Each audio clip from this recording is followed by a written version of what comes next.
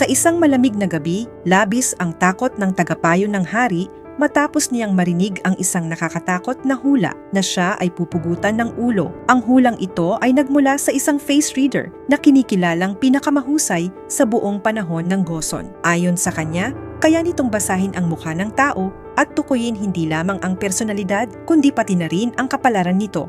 At dito nagsimula ang nakakagulat na pangyayaring kanyang isinalaysay. Noong panahong ng Joseon, tahimik na namumuhay ang face reader na si Naekyong, ang kanyang bayaw Paenghoon na siya rin niyang assistant at ang kanyang anak na si Jinhong. Sa malayong lugar, hindi niya inaasahan na may dalawang estrangherong darating para gambalain ang simpleng buhay niya. Isang babae at isang lalaki ang lumapit sa kanyang bahay. Sa unang tingin pa lang, alam na agad ni Naekyong na hindi sila ordinaryong negosyante gaya ng kanilang pagpapakilala. Dahil isa siyang magaling na tagabasa ng mukha, napansin niya agad ang kilos, aura at ekspresyon ng dalawa. Hindi nagtagal, nabunyag din ang tunay nilang pakay. Ang babae pala ay si Yonhong na may-ari ng kilalang bahay aliwan at ang lalaki naman ay kanyang kasamang assistant. Dumayo sila kay Naekyong dahil gusto nilang kunin ang kanyang serbisyo bilang face reader. Sa simula, nagdadalawang isip si Naekyong.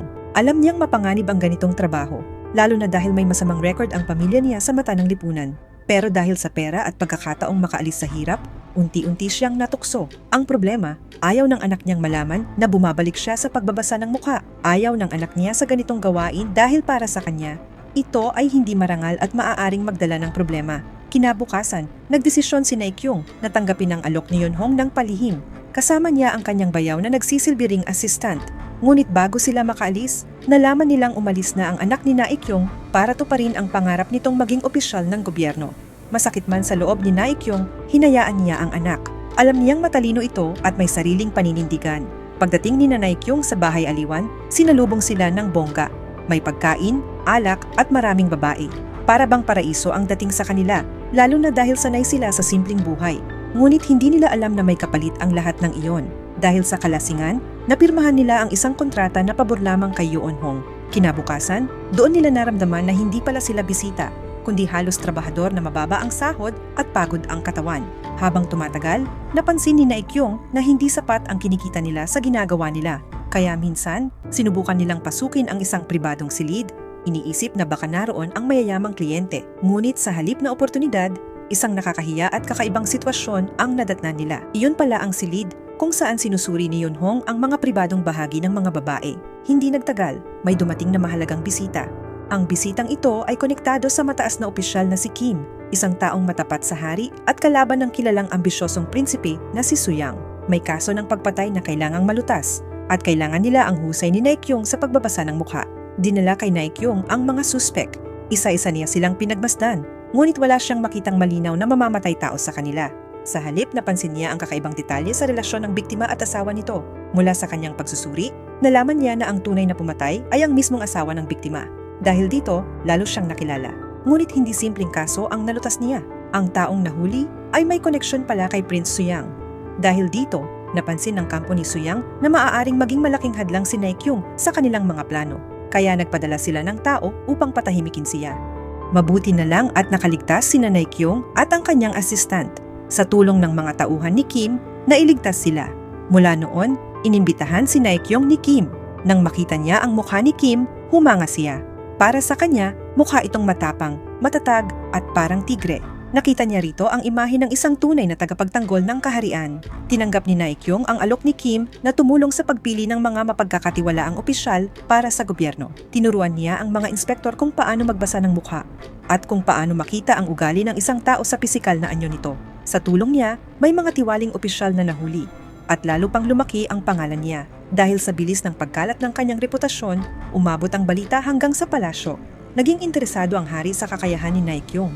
Sa una, hindi komportable ang hari sa ideya na huhusgahan ang tao base sa mukha. Pero dahil natatakot siya sa mga traidor sa loob ng gobyerno, lihim niyang ipinatawag si Naekyong. Binigyan siya ng hari ng isang sensitibong misyon. Tukuyin kung sino sa mga opisyal at maharlika ang maaaring magtaksil sa kaharian. Sinuri ni Naekyong ang mga mukha ng mga taong pinaghihinalaan. Isa-isa niyang binisita at pinagmasdan ng mga ito. Sa huli, ang pinakamahalagang taong dapat niyang makita ay si Prince Suyang. Nang unang makita ni Naekyong ang lalaking ipinakilala bilang Suyang, hindi niya nakita ang mukha ng isang traidor. May kakaibang kilos ang lalaki, ngunit hindi tugma sa imahe ng isang ambisyosong halimaw. Kaya sinabi ni Naekyong sa hari na hindi si Suyang ang dapat katakutan, ngunit nagkamali siya. Hindi pala ang tunay na Suyang ang kanyang nakita. Isa lamang itong tauhan na nagpanggap upang lokohin siya. Nang mamatay ang hari, naiwan ang batang bagong hari sa kamay ni Kim at Naekyong. Doon nagsimulang lumalim ang panganib. Sa isang opisyal na pagkikita, nakita ni Naekyong ang tunay na Prince Suyang. Sa sandaling iyon, para siyang nabuhusan ng malamig na tubig. Ibang-iba ang taong nasa harapan niya.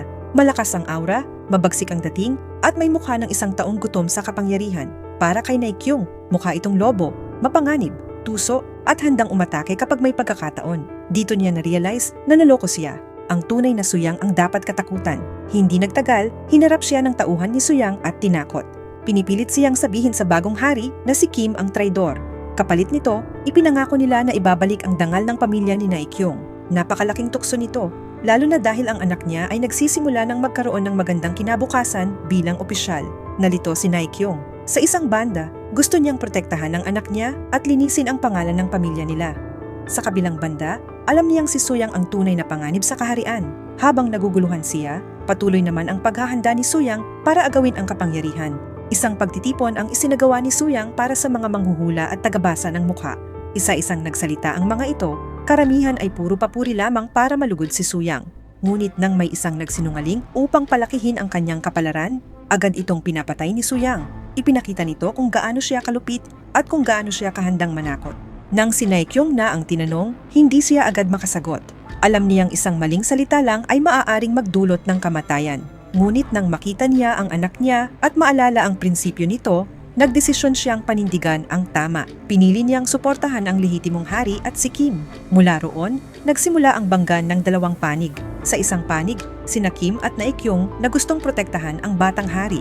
Sa kabilang panig, sina Suyang at ang kanyang mga kasabwat na gustong kunin ang trono. Sinubukan ni Naekyong at Kim na kumbinsihin ng hari tungkol sa tunay na ugali ni Suyang. Ngunit mahirap para sa batang hari na maniwala dahil si Suyang ay kanyang tiyuhin. Mahal niya ito at ayaw niyang isipin na kaya siya nitong traidorin. Kinagabihan, nagkaroon ng pribadong sandali ang hari at si Suyang. Plano ni Suyang na patayin siya gamit ang isang lasong karayom. Sa kabutihang palad, nakita ng hari ang anino ni Suyang at nabigo ang plano. Biglang nagpalit ng shift ang mga gwardya at pinalitan sila ng mga tauhan ni Kim.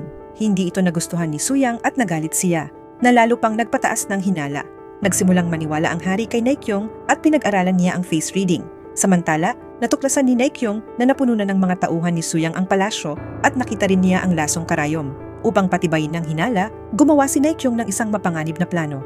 Kasama ang madam, nagpanggap sila bilang doktor para makalapit kay Suyang. Nang makakuha sila ng pagkakataon, nilagyan nila ng mga marka ang mukha ni Suyang, mga markang magpapaalala sa hari sa itsura ng isang traidor.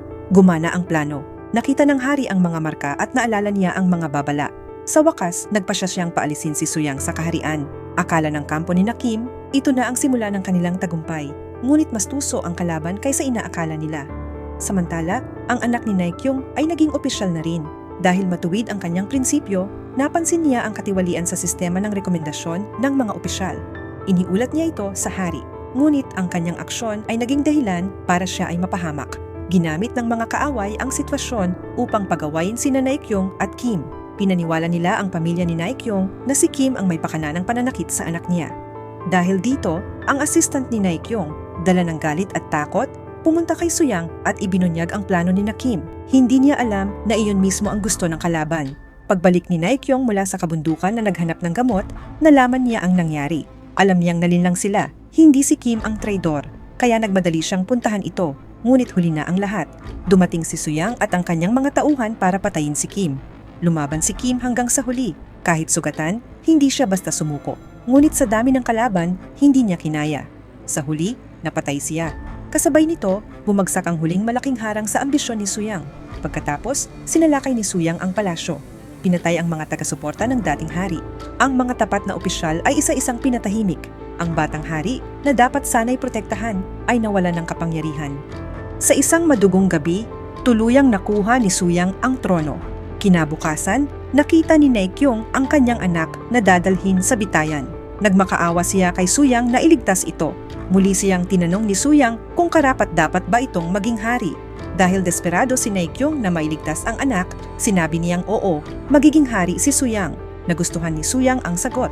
Sa una, tila pinatawad niya ang mag-ama, ngunit sa huli, pinatay pa rin niya ang anak ni Naikyung. Sinabi niya na hindi na niya kailangan ng hula ni Naikyung dahil siya na ang hari. Doon tuluyang gumuho ang mundo ni Naikyung. Sa kabila ng kanyang galing sa pagbabasa ng mukha, hindi niya nailigtas ang pinakamahalagang tao sa buhay niya. Kasama ng kanyang assistant, bumalik siya sa tahimik na buhay, dala ang matinding pagsisisi at lungkot. Lumipas ang panahon. Isang araw, dinala ni Eunhong ang kasabwat ni Suyang kay Naikyung. Gusto nitong hikayatin siya na sumama sa bagong kapangyarihan. Ngunit tumanggi si Naikyung. Sa halip, binasa niya ang mukha ng lalaki at sinabi na ito ay mamamatay sa pagpugot ng ulo. Dahil sa hulang iyon, natakot ang lalaki sa buong buhay niya. Iniwasan niyang gumawa ng maraming kaaway. Iningatan niya ang bawat kilos niya dahil takot siyang matupad ang sinabi ni Naikyung.